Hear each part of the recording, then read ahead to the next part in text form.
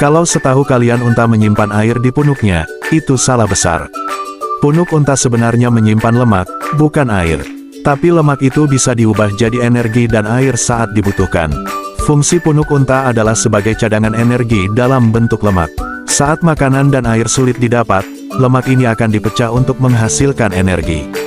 Menariknya, dengan menyimpan lemak di punuk, unta tetap bisa menjaga suhu tubuhnya lebih stabil dan terhindar dari panas ekstrim di gurun. Itu alasannya kenapa orang-orang kaya juga menyimpan lemaknya di perut, biar kalau jadi miskin, mereka masih bisa bertahan hidup lebih lama.